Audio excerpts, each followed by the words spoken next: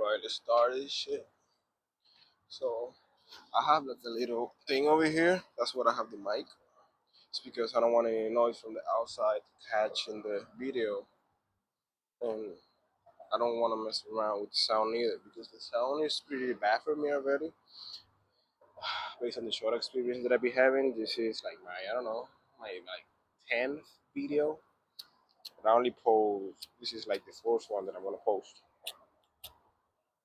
I'm gonna light this up and I'm gonna start another one. This is the second pothead conversation. Oh, but the lighter is dying.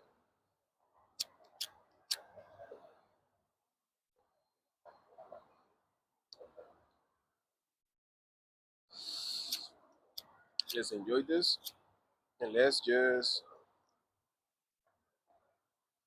enjoy this and then just talk shit. So I was first of all, it's about to be 7 o'clock. I just got off from my corporate job and oh shit, this pre-roll is not good. Can be breaking in half. I might just have to take it like this. This is a pre-roll, so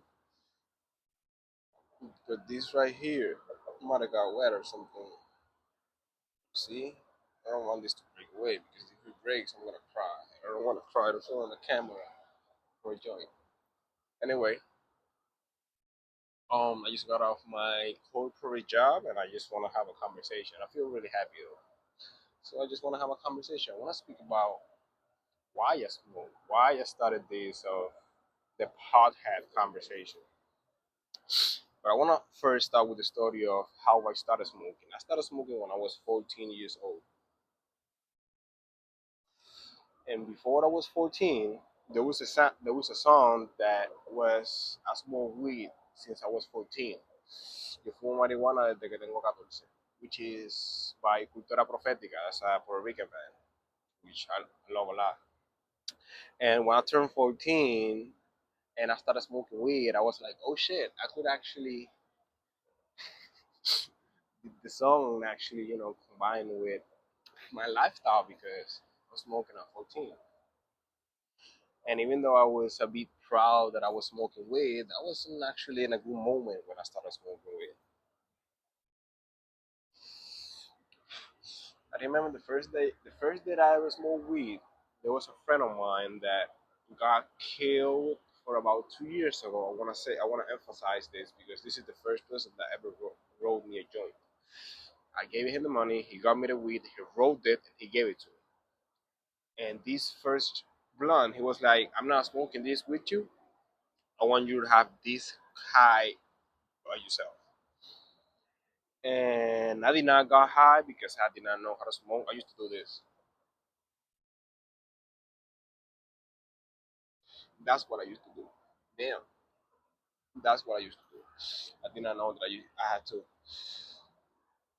do this, so I did not got high. But that person was the first person that ever give me a blunt, give me weed and roll me a whole blunt. And he got killed for about 2 or 3 years ago. Not sure why. I just wanted to emphasize that.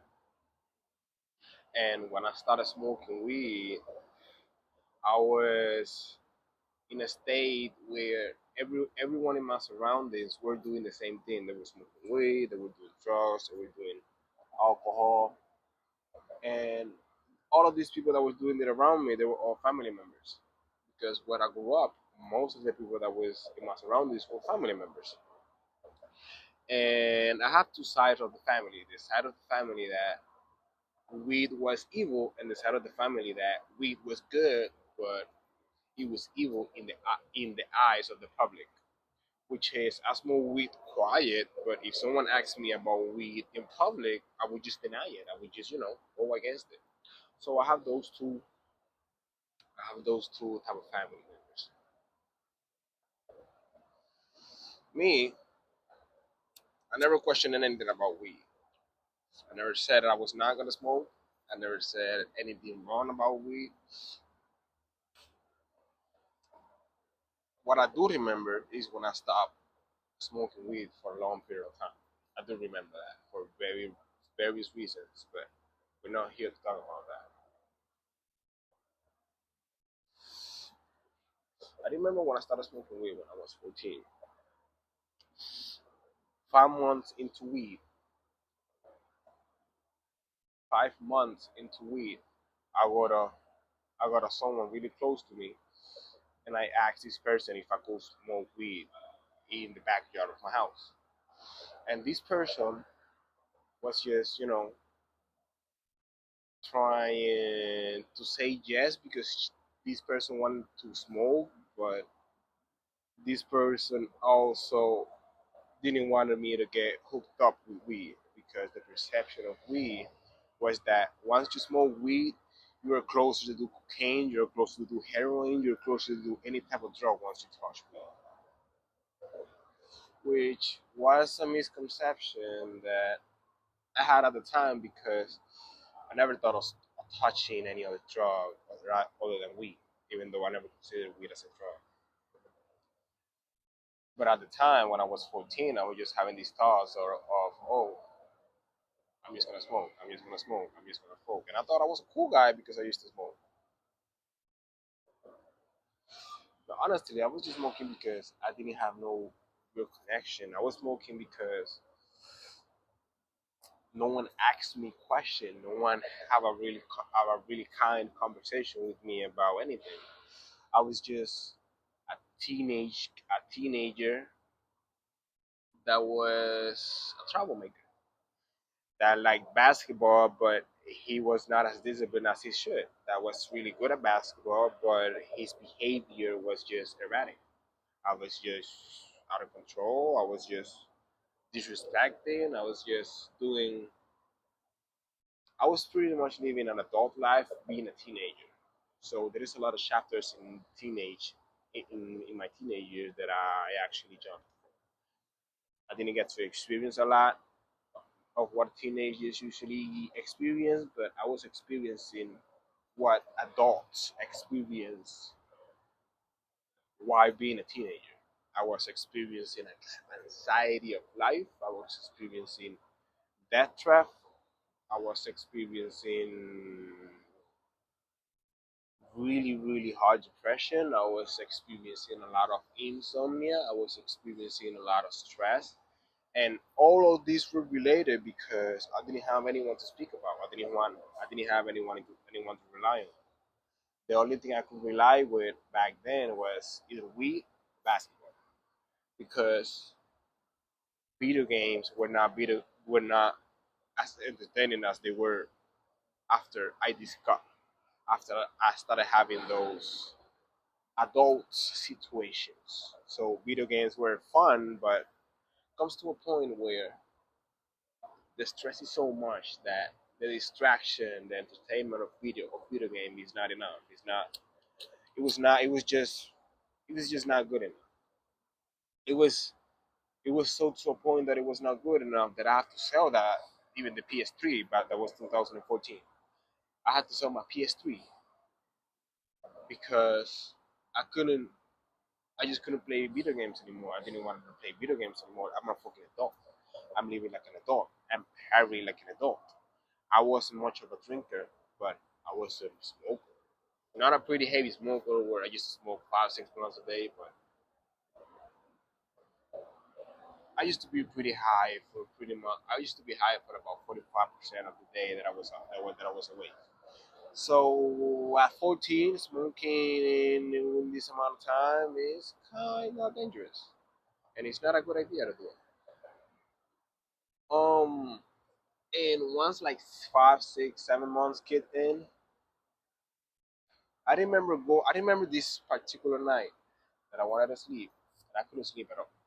When I'm telling you I couldn't sleep, I laid in bed. I laid in bed, and my entire back was just destroyed because of the stress that I was carrying. And I go to the gym now, and the, the amount of pain that I've been through physically throughout the gym does not compare to the amount of weight that I was carrying of the stress that I was trying to release when I was 14. I will never forget that stress because even though as an adult now I be being in worse situations than that one, I was a 14-year-old boy who didn't have any leadership to rely on, having all of these stresses, having to deal with adult situations that were not mine, that I didn't provoke them, that I was not supposed to take care of them, but some way somehow I end up being caught up with them because they were family related, because they were with people close with, because they were with someone that you actually care about, because they were problems from people that were in my surroundings.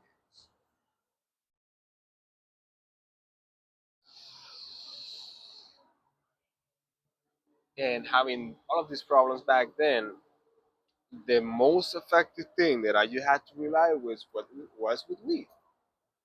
And it's just really weird because I couldn't speak about this with anybody. I couldn't speak with my 14-year-old friends of the reason why I was smoking is because I was having these problems about this. They couldn't relate to that. They couldn't. They wouldn't. They were not in the same situation. I know they were not in the same situation because they were so happy. They were so sane. They were just so healthy mentally that I used to look at them and be like, damn. I know I'm missing out, but I'm missing out because of something. I remember I used to complain a lot about my friends back then when I was in Puerto Rico not inviting me to a lot of places. I remember then I started calling myself I was a lone wolf. I was just always by myself, all the type of things. Now that I'm an adult, I realized that I was just not living in the same world as they were. I was just living an adult life, but I was just a teenager. They were teenagers living their teenage lives. They were exploring these really nice things that we explored toward adolescence years. Forgot the word.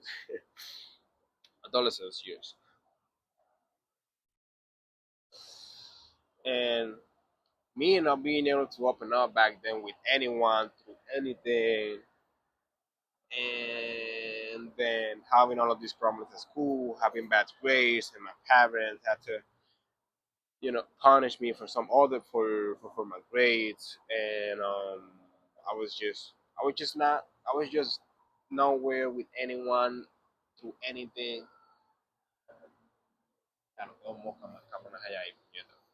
And it was like, so I was by myself. I don't have any leader to rely on. I only have a few sources to release my stress with, but some of them were not even strong enough to hold me accountable for myself. So all I had left was to smoke weed with friends from the hood, with by myself, with some people who wanted to try what was weed back then, like teenage friends that they just wanted to try it out what weed was. Then I was their weed bro.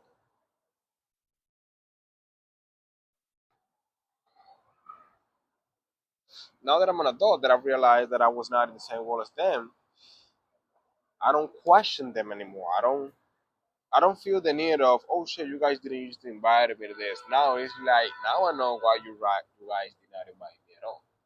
Now I know why you guys didn't take me anywhere. It's because I didn't know how to behave. I didn't know how to do none of those shit. I did not know how to do that.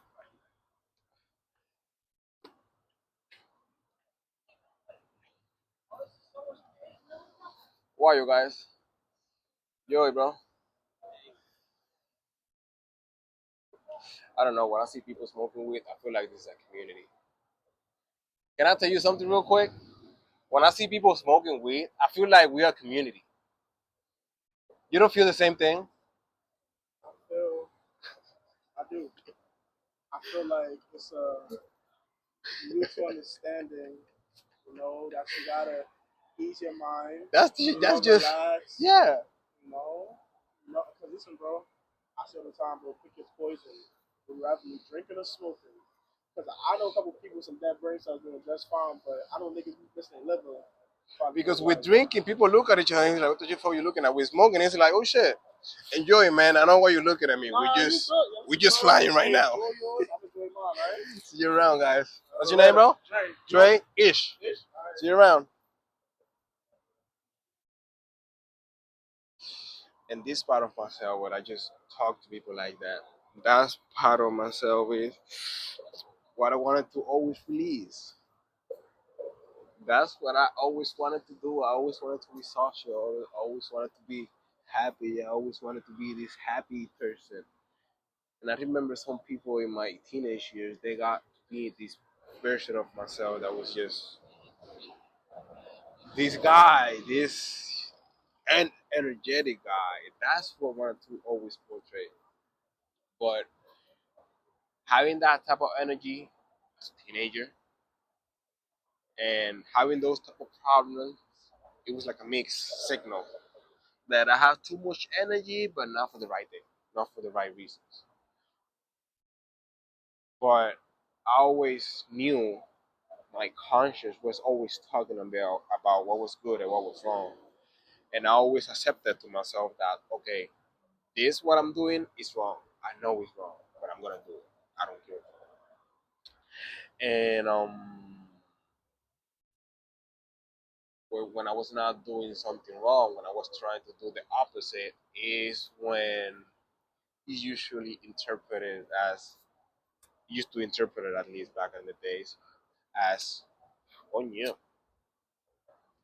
as oh shit, there is actually something wrong with you.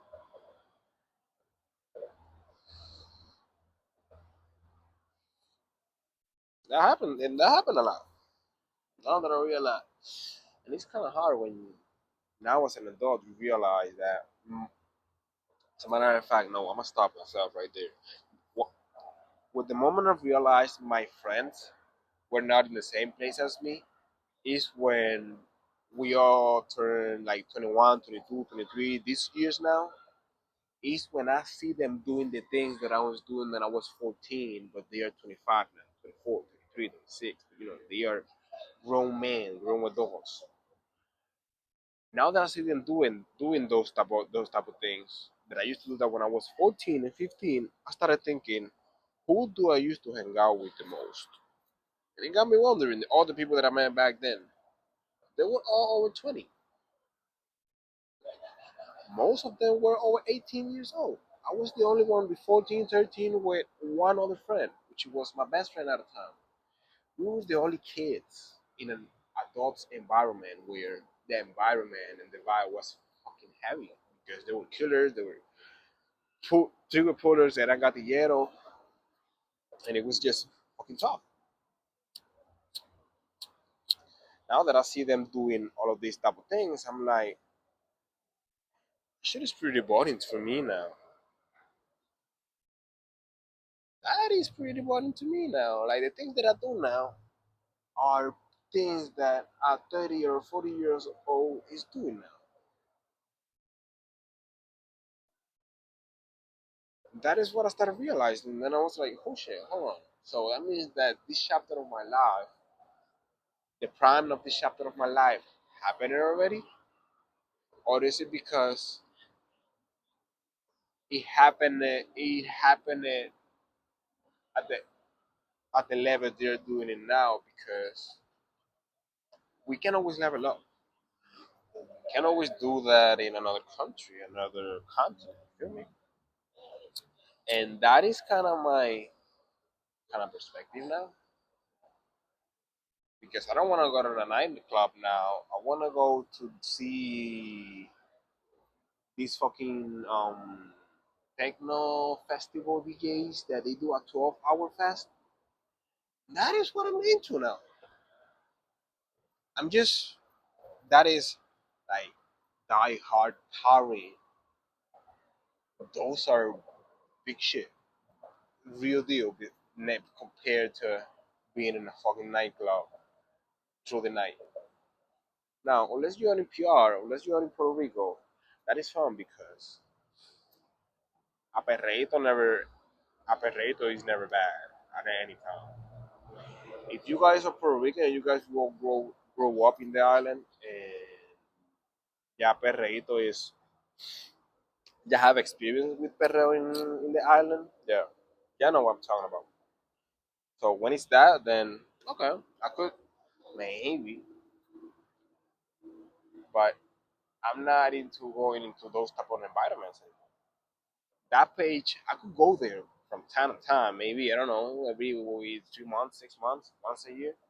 Yeah, we have fun in those environments, but too much of it.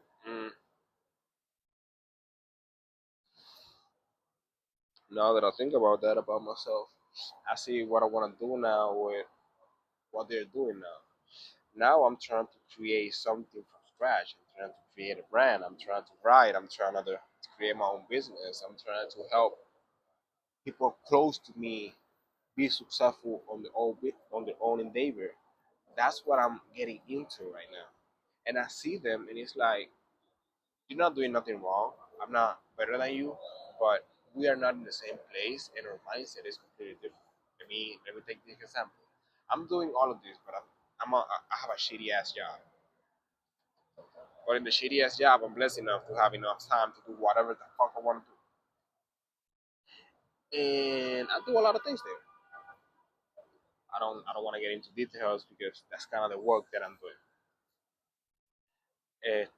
¿Dónde me quedé?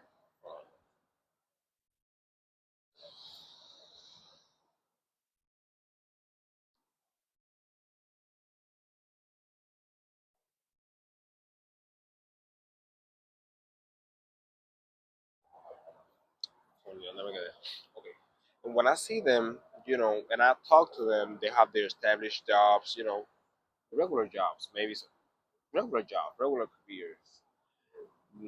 And I see how they do it, I see how they think, I see what they want to buy, and they keep talking to me about all of these things, the conversation they have. And it's like, you're doing really good, and I'm really glad you're doing it.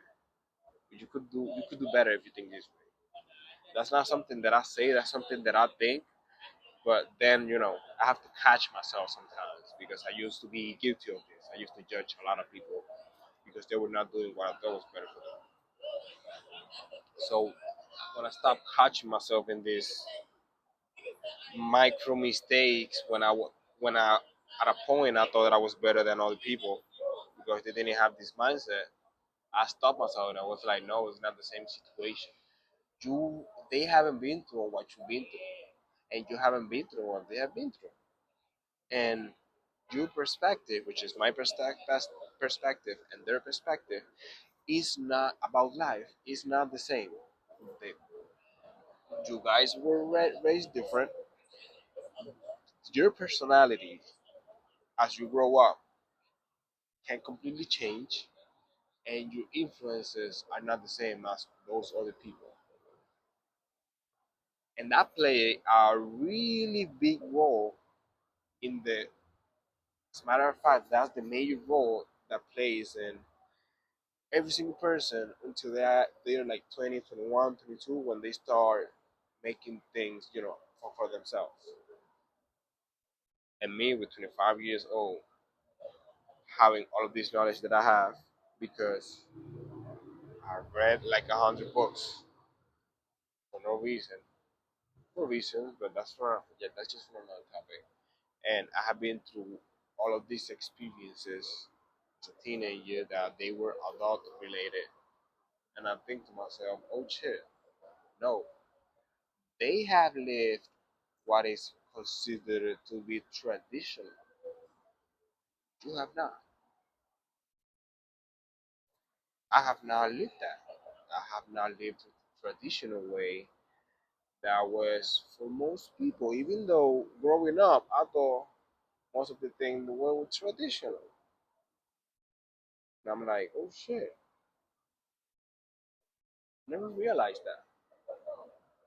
I never realized it, and as a matter of fact, I'm surprised I'm realizing this now. What I'm saying, I'm surprised I'm saying this out loud. I'm surprised I understand this as much as I do. This is why I want to do this because when you get to talk shit and you're smart and you're intelligent, y tú eres un sabio de la vida, you're wise, you know what you're talking about. Pero soné como un pendejo ahí, pero que se joda, puñeta, I'm high.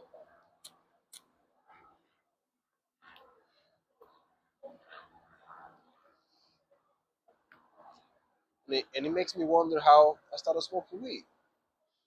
And it makes me think of how often am I still gonna be smoking weed. Because weed now, something I realized about weed is that you get you high as you feel and as you do in life. If you're not doing good enough in life, weed can save you from some bad trip, from some bad feelings, but weed can become really depressing when you depend on it. Imagine the only thing you have to do in your day is smoke weed. It is really depressing when you live that way.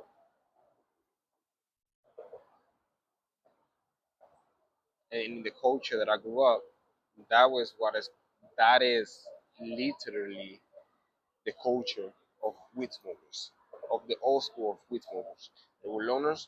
They used to smoke by themselves, and all they did was just smoke weed and stayed in there. They stayed under the effect of weed. Nothing else in the world mattered but weed. And now that I see myself talking like this, educating myself the way I'm doing, building what I'm building, I'm like, is weed actually helping me? Or is it making me more creative? Is it making me process all of this thought in a better way? Now that, and I can't tell you they do that to me. I just enjoy smoking. I enjoy being high because being high, I ask questions. Being high, I think of things that I've been ashamed of thinking sober. Because in the culture I grew up with, there is some shame of a lot of things that right now. Uy, mierda, hay mucha mosca aquí. Wondering why.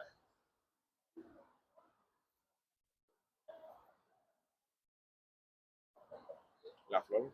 Mhm. In my culture, if you speak about some things, if you think about something, if you see something, then don't say nothing. If you see something, say something. That is considered a shame. That is considered shameful. There is a lot of resentment that is created through that. There is a lot of ignorance that is around that. When I mean ignorance, I mean complete ignorance. No education, no emotional intelligence, no nothing, no nothing.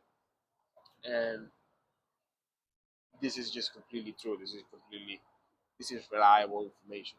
This is something that if you are smart enough and you observe for at least a day or 2 days, you will notice a lot of things.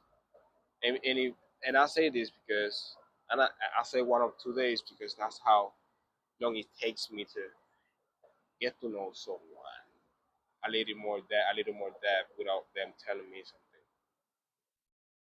You know, some people might do it in less, but take me 1 or 2 days. Yeah. And what I think of weed and what it's doing for me is like, okay, so I have to smoke weed the times that I will smoke. I will smoke weed when the time is right. Don't even think about it. The less you think about it, the less you think about smoking. Because the less you think about smoking weed, the more you're gonna think about what it is that you have to do and how you have to do it. That's it. And it sounds simple, but when you add more whys and more reasons and more things, it's exactly.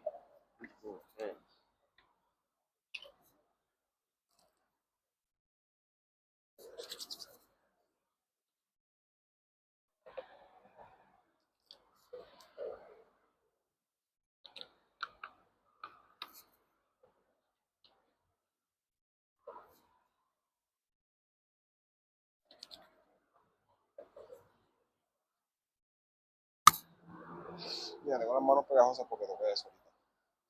I don't like it. Fuck.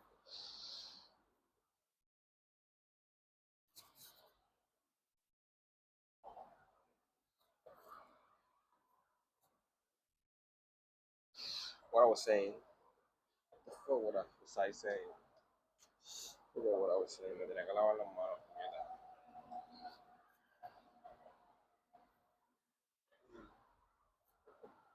Mi vida está cabrón. Pero me quiero casar. Na, na, na, na, na, na. Honestly, I need to check. ¿Cuánta batería tengo?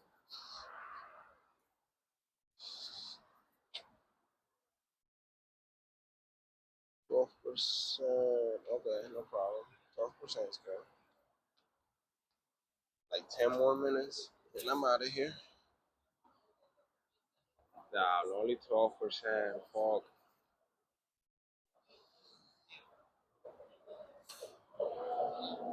I'm gonna close this out. I'm not even gonna remember what it is. Which helped me when I was going through those moments. Weed helped me a lot when I was a teenager. I used to say that it destroyed a part of me, but it never did. It never did. How else would I how how else was I gonna be able to go through those moments when I was 14 years old? I didn't have any leadership to follow. I didn't have anyone to rely on, and I couldn't just keep up.